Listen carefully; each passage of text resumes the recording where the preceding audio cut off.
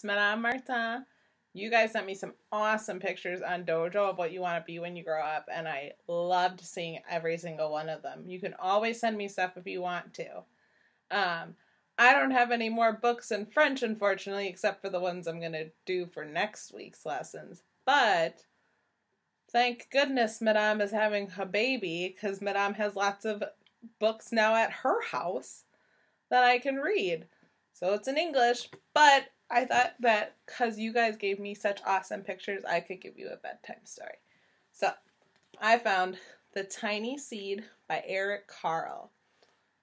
And we're going to read it real quick. And then you're going to do a great job sleeping tonight and have some awesome dreams, I'm sure.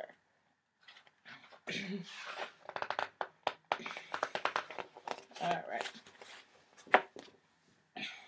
It is autumn. A strong wind is blowing. It blows flower seeds high in the air and carries them far across the land. One of the seeds is tiny, smaller than any of the rest.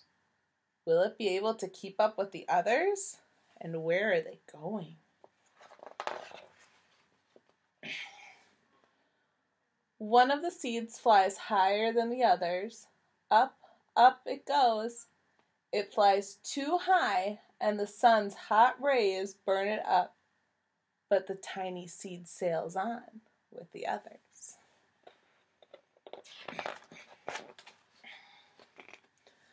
Another seed lands on a tall, icy mountain. The ice never melts, and the seed cannot grow.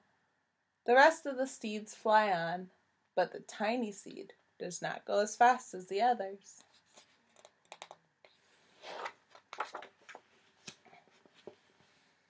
Now they fly over the ocean. One seed falls into the water and drowns. The others sail on with the wind, but the tiny seed does not go as high as the others.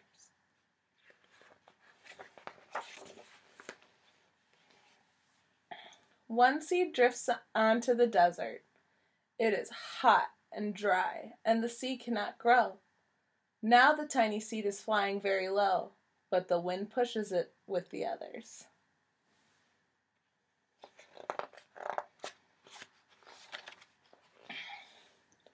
Finally, the wind stops, and the seeds fall gently down onto the ground.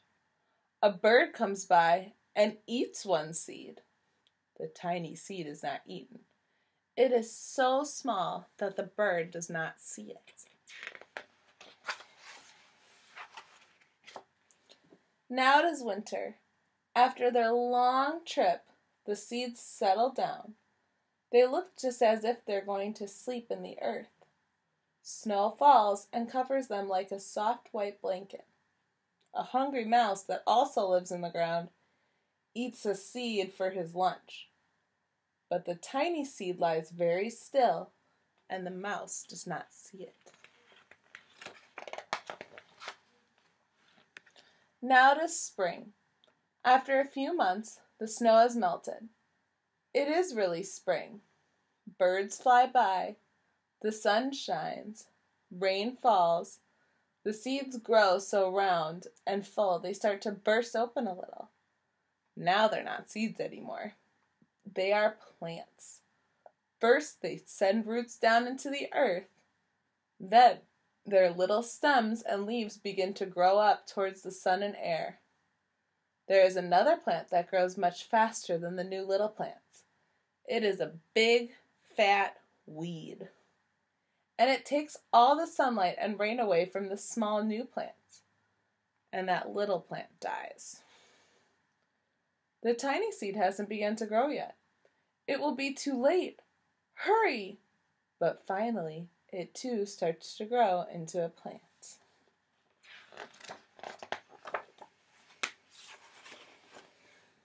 The warm weather also brings the children out to play.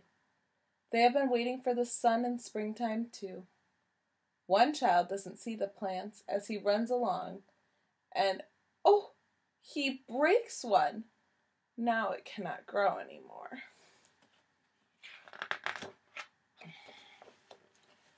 The tiny plant that grew from the tiny seed is growing fast, but its neighbor is growing even faster.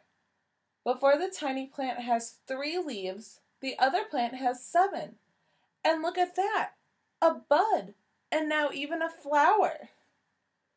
But what is happening? First there are footsteps. Then a shadow looms over them. Then a hand reaches down and breaks off the flower.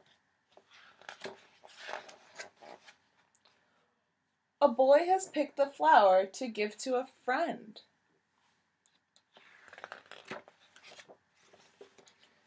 It is summer. Now the tiny plant from the tiny seed is all alone. It grows on, and it doesn't stop. The sun shines on it, and the rain waters it. It has many leaves. It grows taller and taller. It is taller than the people. It is taller than the trees. It is taller than the houses. And now a flower grows on it. People come from far and near to look at this flower. It is the tallest flower they have ever seen. It is a giant flower. All summer long, the birds and bees and butterflies come visiting. They have never seen such a big, beautiful flower.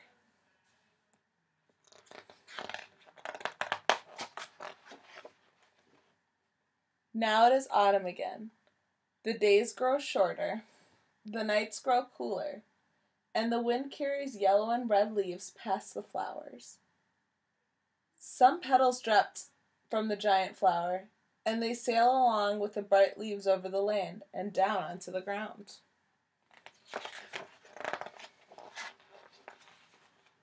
The wind blows harder. The flower has lost almost all of its petals. It sways and bends away from the wind. But the wind grows stronger and shakes the flower.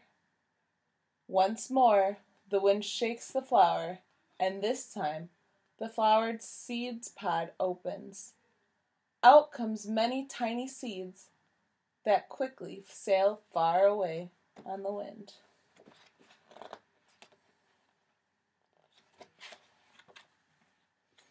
I hope you've seen some flowers on your walks lately. I know I saw some beautiful purple flowers out on my walks, and they're starting to come up. So make sure that you look for them when you're outside. And if you ever need anything, you can always send me a picture on Dojo. Bonsoir.